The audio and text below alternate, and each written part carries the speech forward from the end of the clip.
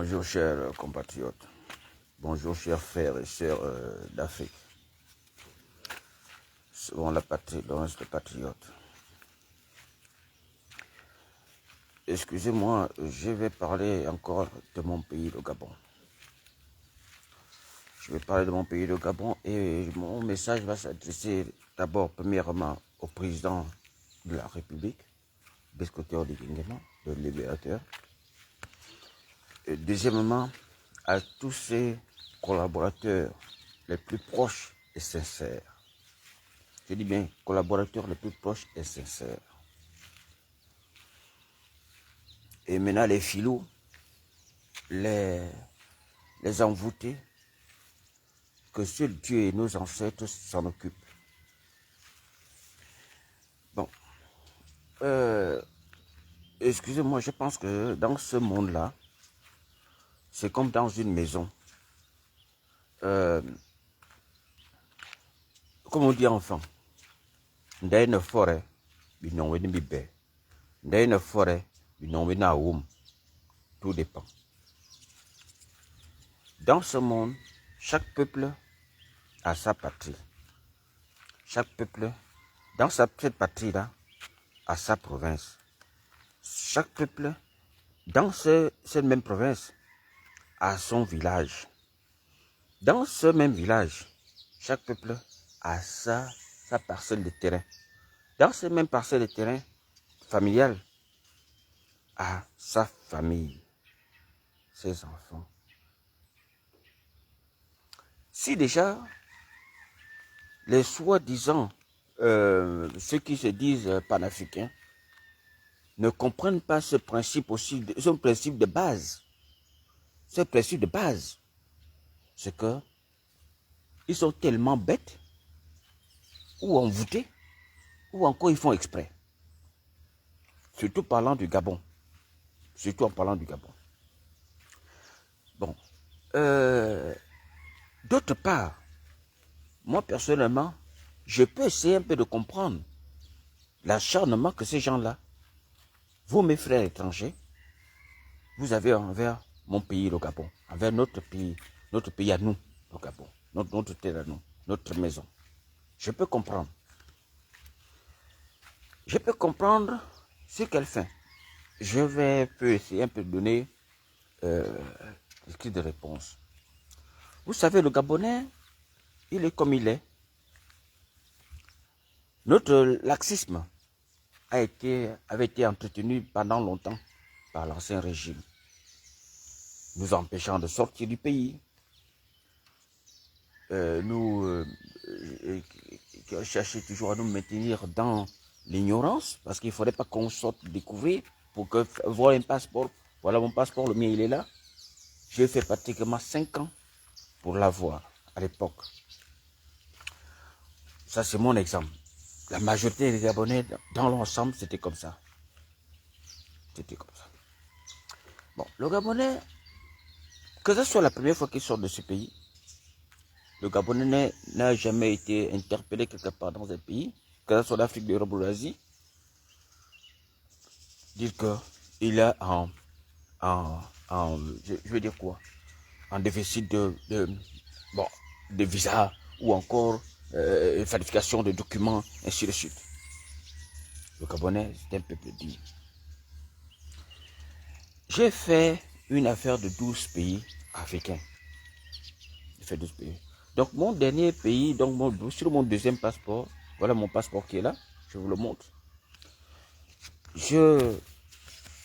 Attendez, ici, c'est la République du... Vous pouvez voir? La République du Kenya. Ouais, la République du Kenya. Bon. Excusez-moi. Ici, c'est la République du Soudan du Sud. Vous pouvez voir. Soudan du Sud. Bon, c'est ma dernière sortie.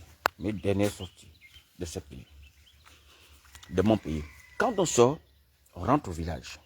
On part, on rentre au village. Et on sort d'une manière légale, légitime, et on se comporte dans le pays d'accueil. On se comporte, on se comporte. On respecte les règles, les lois de ce pays. C'est comme dans ta maison même. Chez tes parents, par exemple. Tu ne peux pas te permettre de faire n'importe quoi chez ton père et ta mère, même si ce sont tes parents. Tu respectes, tu ne peux pas rentrer dans la chambre de ton père ou de ta mère, ou même de ta soeur qui n'était pas ta chambre, là où tu dors. N'importe comment dans les gens. Ces choses-là s'appliquent chez vous. Pourquoi vous ne voulez pas appliquer ces choses-là chez nous? Vous avez quel problème avec ce pays? Vous avez quel problème avec le Gabon, mon pays? Quel problème? Bon, moi je ne sais pas. Je vais essayer un peu encore de parler d'un sujet qui me dépasse, qui m'énerve. Et puis, comme a dit l'un de mes frères, que nous avons vraiment un problème. Un problème. Mais je pense que Dieu va nous aider à régler ce problème. L'économie de notre pays a longtemps été sur les mains des étrangers, contrairement à tous les pays du monde entier. Et le Gabon a eu une malchance,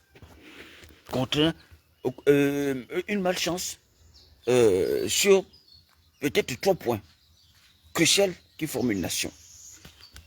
Une nation responsable. Et ces points-là, les Bongo PDG avec la France ont tout fait, et les régions étrangères ont tout fait, pour maintenir, d'abord pour créer ce problème, et pour les maintenir comme ça, en fait que le peuple soit toujours perdu.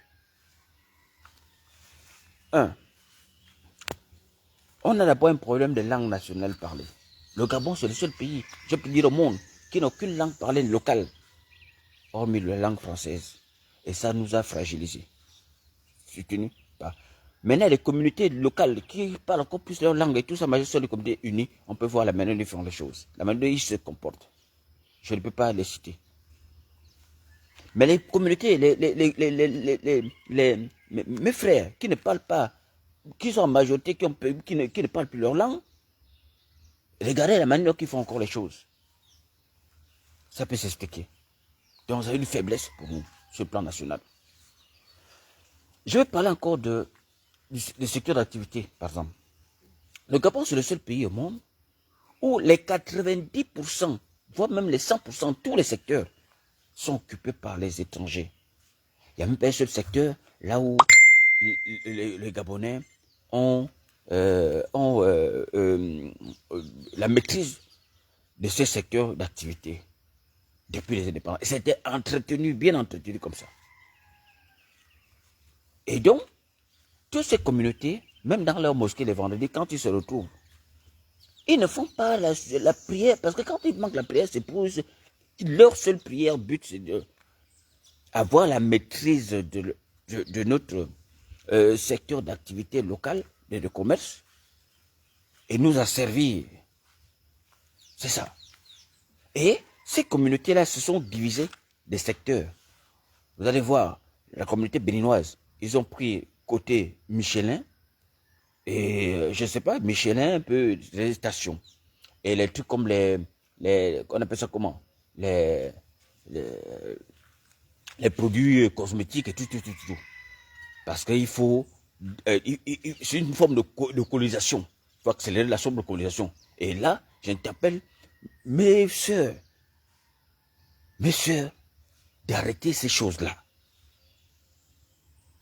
Elles vous vendent les ongles qui vous êtes naturels, Dieu naturel. Elles vous vendent les ongles qui sont longs comme ça. Même pour vous nettoyer, vous avez des problèmes. Mais elles-mêmes, elles n'utilisent pas ça. Elles vous vendent les tissages de couleur rouge. Quel humain que vous avez vu avec des tissages rouges, si ce n'est pas des zombies. Elles vendent des cils. Vous avez aussi des cils qui sont faits pour protéger les yeux contre la sueur. Mais vous, non, vous corrigez Dieu, vous prenez, vous collez, machin, tout ça. Toutes ces choses-là vous abrutissent. Vous rendent ma boule. Elles sont là, les deux tournées, les machins. Vous savez ce qu'elles préparent? Vous êtes là, vous asseyez, vous mangez, et tout ça, machin. Vous avez quel problème? Mes frères, mes sœurs, arrêtons un peu ces choses-là. Arrêtons un peu ces choses-là. Je prends un exemple simple. Rappelons-nous de ce qui s'était passé lorsque le président Ali était au pouvoir. Depuis les indépendances, depuis quand Bongo a pris le pouvoir, Omar Bongo a pris le pouvoir, le président Bongo a pris le pouvoir, on n'avait jamais connu cette histoire de grati-grata. Grati-grata. On n'avait jamais connu ça. Jamais. Alors, lorsque le président Ali est pris au pouvoir, il s'est entouré de qui? Il s'est entouré de... Vous connaissez? Qui était au contrôle du pouvoir, en réalité? Vous connaissez. Après tout un temps, paf, on a connu, sur le plan national, dans toutes les plus grandes provinces, mais sauf dans les villages, hein, le grati-grata. Moi-même, j'ai eu ça. Alors, lorsque tu vas en pharmacie, lorsque tu partais en pharmacie, on te donnait les, je sais pas, je parle sur le contrôle, en commentaire, chacun peut donner son avis. Alors, il faisait quoi? La pharmacie, tu dépensais seulement. Tu peux dépenser 10 000, 20 000. Il n'y a pas de suite. Le corps grattait toujours. Après, à un moment donné, on te dit non. Pour le grati-grata, tu ne peux pas trouver des produits ailleurs. Tu peux seulement trouver va chez les Béninois. Va chez eux. C'est là où tu vas trouver les trucs. Maintenant, quand tu pars, il te sort deux petits trucs, toi, machin, après faire même un mixage, un petit mixage, tu frottes. Le lendemain matin, tu n'as plus ça, c'est fini. Ça voulait dire quoi? Et toujours sur le plan national, vous savez, imaginez-vous combien de chiffres d'affaires que ces gens-là ont eu à cette période-là pour expédier chez eux. Donc, on peut dire quoi? On peut dire, celui qui crée la maladie a la solution de la maladie à traiter. Et c'est ce qui s'est passé. Celui qui crée, il crée. Parce qu'il se contrôle de tout. Les châteaux d'eau, les gens se lavent, et ainsi de suite, les gens boivent et tout. Donc, vraiment, mes frères et sœurs étrangers, c'est vrai, comme certaines personnes veulent avoir des arguments que nous sommes tous étrangers, ça c'est quand ça les arrange, quand ça vous arrange. Nous sommes tous étrangers. Oui, nous sommes tous étrangers, mais chacun a sa terre. Même dans une même maison, une même famille, chacun a son lit. Oui, il faut respecter. Nous sommes tous chez notre père et mère, chez nous, chez nos parents. Mais tu ne peux pas te comporter chez tes parents comme c'était chez toi quand tu es adulte. Non, tu as l'âge de construire chez toi, ton village. C'est tout ce qu'on demande. Si vous n'êtes pas à mesure de comprendre ça et de s'aligner, vous prenez vos choses, vous rentrez chez vous. Aussi simple que ça. Et ça nous arrangerait. Vous dites que non, si vous partez, les Gabonais vont mourir. Ok, il n'y a pas de problème. Nous, le Gabonais, dans notre ensemble, on dit partez. Mes frères, partez. Si vous dites que non, vous ne voulez pas aussi nous voir chez vous, il n'y a pas de raison. On reste chez nous. Si nos frères sont chez vous, chassez-les. Faites tout pour les chasser. Vraiment, vraiment, faites tout. Même s'ils ont construit là-bas, restez avec les maisons. Chassez-les, rentrez. Ils vont rentrer chez eux. Mais ce qui est sûr, c'est que dans ce pays, et ou dans ce monde, il y a des pays qui ont des peuples civilisés, qui comprennent les principes de base. Ces pays-là seront nos collaborateurs. On va partir sans visa, même sans billet, cadeau. Eux aussi vont venir chez nous sans visa, cadeau, comme s'ils venaient chez eux. Parce qu'ils ont de la morale. Parce qu'ils ont de la morale. Vous ne pouvez pas avoir le contrôle de notre économie dans tous les secteurs d'activité. Benoît, comme je disais tout à l'heure là, le secteur de Michelin, ainsi de suite. Vous allez partir du côté pharmaceutique. Vous allez voir les Libanais avec les Sénégalais. Vous allez aller du côté, par exemple, des restaurants, cafés, Burkinabé, Guinée-Conakry. Vous allez côté grand dépôt de boissons. Parce qu'il faut tuer les cerveaux. Vous allez voir les Camerounais, Bamileke, sur le sud, qui ont les grands dépôts de boissons. Et côté taxi aussi. Vous allez aller dans le côté pièces détachées. Vous allez trouver les Nigériens, ainsi de suite. Côté magasin libanais, libanais, mauritanien. Côté petite boutique au quartier, sénégalais, malien.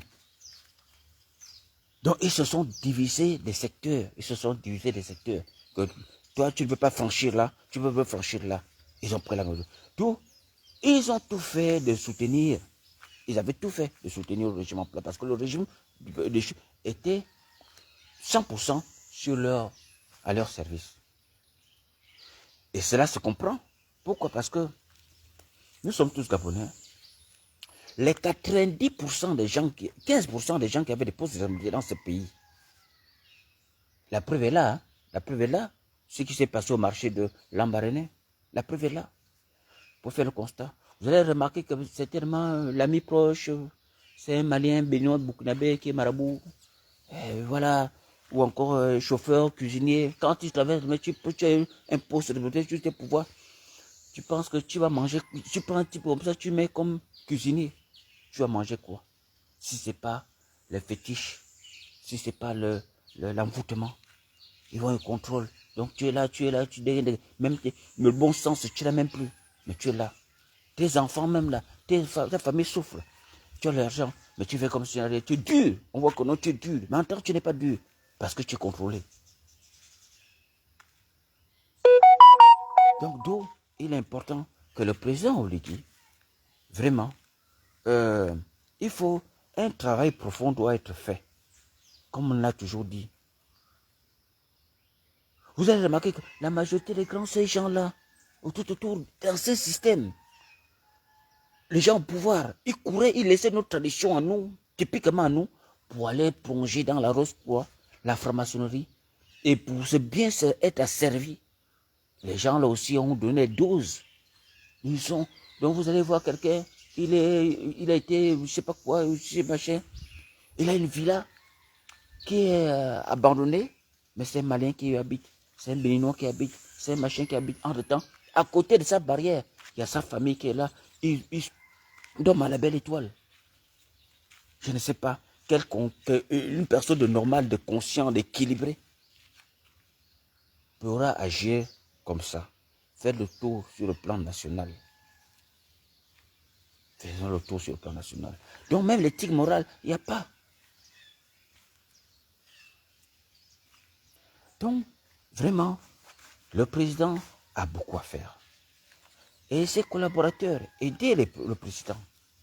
Les collaborateurs sincères, chercher à aider le président. Il ne peut pas tout faire, il ne peut pas tout voir. Ce pays est le nôtre. Ce pays est le nôtre. Nous n'avons pas le droit de le répéter à nouveau. S'il vous plaît, de grâce.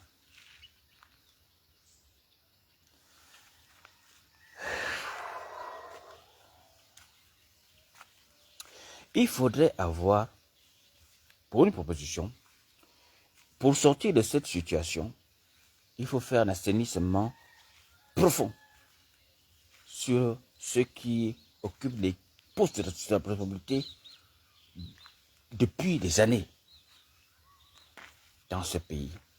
Peu importe le secteur, l'armée ou encore civil, partout. Il faut tout revoir. Il faut tout revoir. Une enquête approfondie sur chacun d'entre eux. Ça voudrait dire quoi? Ça voudrait dire, faire l'analyse avant d'être nommé ou s'il est là. Il marche avec qui? Qui est son chauffeur? Qui est son cuisinier? Qui est le chauffeur de sa femme? Qui est le chauffeur de ses enfants? Qui est leur cuisinier? Quand ils prennent par exemple, aller au CEDOC, service visa, il prend souvent, le plus souvent, chaque 6 mois ou dans le marché, il prend souvent, où il va toujours. Où il va toujours. C'est très important. Il prend le vol quand tu sors du pays, il va toujours où? On connaît, vous connaissez ce que je veux dire. À partir de là, vous pouvez savoir, à partir de ces points-là, vous pouvez savoir qui est un danger pour le pays et qui ne l'est pas. Parce que c'est comme par exemple le colon quand il est arrivé en Afrique, dans nos pays Afrique noire. Il a mené d'abord la brutalité, la violence. Après la violence, il a mené quoi? Il a mené une tactique de la Bible, le Coran, la parole, une certaine guerre froide. Pour nous asservir. Et ça a marché. Il y a plusieurs formes de colonisation. Il y a plusieurs formes de colonisation. Un peuple qui n'est pas éduqué, c'est terrible, c'est dangereux. C'est très dangereux. Donc, vraiment, mes chers compatriotes, je ne sais pas ce qui s'est passé, par exemple, à Lambaréné. C'est une honte. Un marché ne peut pas être construit par le président de la République, pour une 5e République. Maintenant, le travail qu'a Eric Otete et son équipe, mais c'est un travail noble.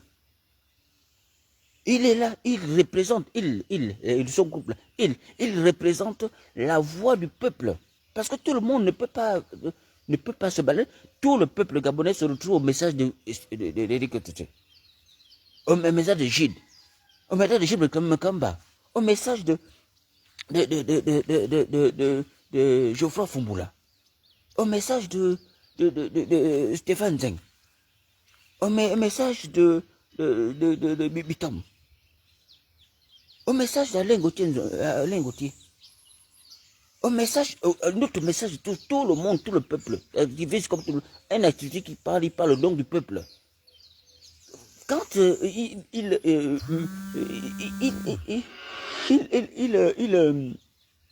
écoute, il parle au nom du peuple. Et comme la sœur, c'est au nom du peuple. Et c'est là le droit.